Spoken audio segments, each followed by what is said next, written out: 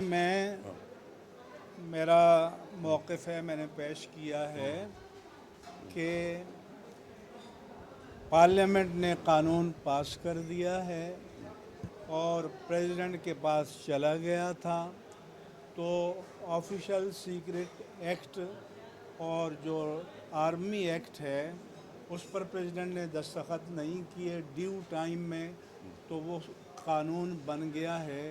اسی فارمولے کے تحت اس ناموس رسالت کو بھی قانون بننا چاہیے، یا ہمیں بتایا جائے کہ صدر نے کہاں اس سے اختلاف کیا ہے، اسے ریکارڈ پر لایا جائے، ورنہ اسی فارمولے کے مطابق اس کا ایکٹ کا گزٹ نوٹیفیکیشن جاری ہونا چاہیے۔ نمبر ایک۔ نمبر دو یہ ہے کہ ہم کسی سے کسی کی تعظیم کا مطالبہ نہیں کر رہے، خواہش ہماری ہے، مطالبہ یہ ہے کہ آپ اہل سنت و جماعت کے دینی مقدسات کی توہین نہ کریں، اور وہ بھی کہتے ہیں کہ ہمارے مراجع کہتے ہیں کہ اہل سنت کے دینی مقدسات کی توہین حرام ہے، تو جو کہتے ہیں قولاً فعلاً اس پر عمل کریں تو مسئلہ حل ہو جائے گا۔ اور امت کو انتشار سے دور رکھا جائے۔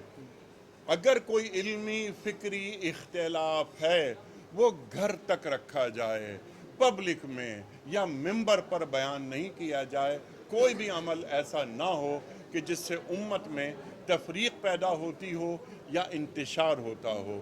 مفتی صاحب نے جو بات فرمائی وہ اتنی صائب بات ہے کہ ہم نہ توہین رسالت ہمارے لیے قبول ہے، نہ توہین قرآن قبول ہے، اور نہ اہل بیت اطہار ان کی توہین قبول ہے، اور نہ صحابہ رضوان اللہ تعالی اجمعین رضی اللہ عنہم و رضوا عنہ، جو قرآن فرما رہا ہے وہ اللہ سے راضی، اللہ ان سے راضی، ان کی توہین کیسے قبول کی جا سکتی ہے؟